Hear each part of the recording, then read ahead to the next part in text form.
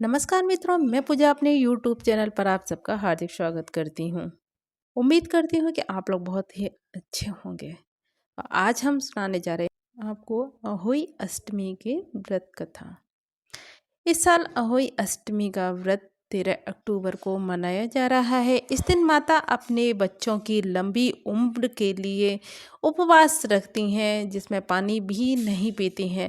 शाम के समय तारे निकलने पर अहोई माता की पूजा की जाती है। मान्यता है कि अहोई अष्टमी की कथा पढ़कर ही व्रत पूर्ण होता है। तो आइए जानते हैं अहोई माता की कथा। अहोई अष्टमी के दिन महिलाएं अपने बच्चों की दीर्घ आयु और सुख के लिए निर्जला उपवास रखती हैं और अहोई माता की पूजा करती हैं। शाम के समय तारे दिखाई देने पर कथा सुनी जाती है और तारों को जल अर्पित करके व्रत खोला जाता है। कई स्थानों पर तारे निकलने के बाद ही माता की आराधना शुरू की जाती है। पूजा से पहले स्थान को स्वच्छ किया जाता है, चौक बनाया जाता है और जल भरकर कलश चौकी पर रखकर विधि विधान से पूजा की जाती है। अंत में अहोई माता की कथा सुनने के बाद यह प्रार्थना की जाती है कि जैसे माता ने संतान की रक्षा की, वैसे ही सभी बच्चों की रक्षा करें और उनको सुखी रखें। तो प्राचीन काल में एक साहूकार था जिसके 7 बेटे और 7 बहुएं थीं। इस साहूकार की एक बेटी भी थी जो दीपावली के अवसर पर ससुराल से मायके आई थी।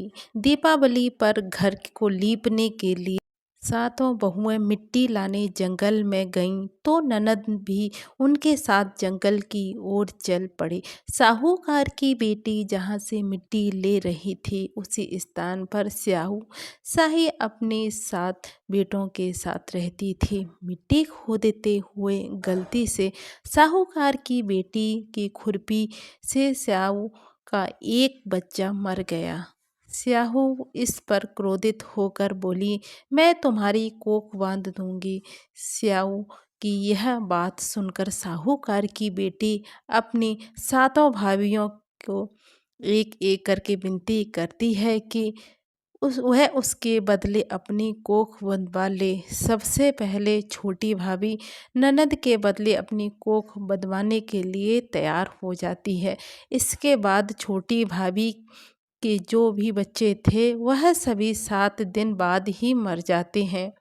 7 पुत्रों की इस प्रकार मृत्यु होने के बाद उसने पंडित को बुलवाकर इसका कारण पूछा। पंडित ने सुरही गाय की सेवा करने की सलाह दी। सुरही सेवा से प्रसन्न होती है और उसे स्याहू के पास ले जाती है।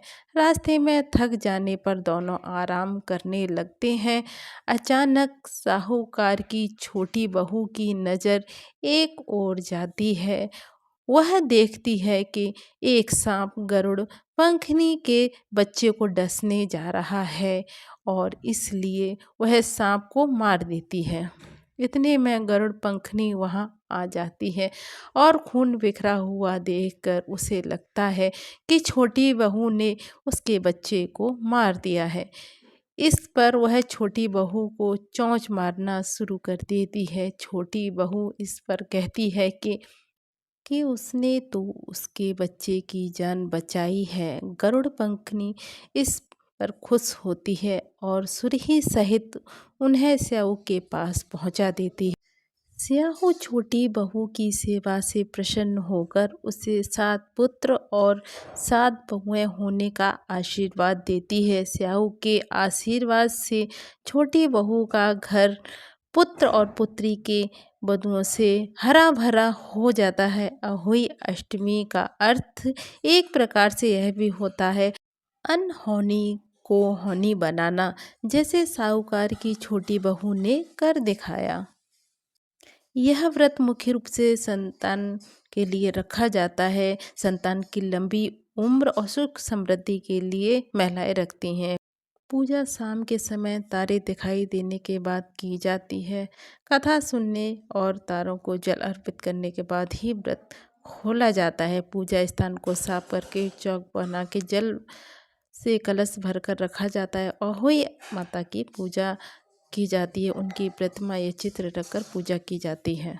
जय हो अहोई माता की। अगर आपको माता की कथा अच्छी लगी हो तो माता की कथा को लाइक करें, मेरे चैनल को सब्सक्राइब करें और अपनी फ्रेंड फैमिली के साथ शेयर करें। धन्यवाद। हर हर महादेव, हर हर महादेव, हर हर महादेव।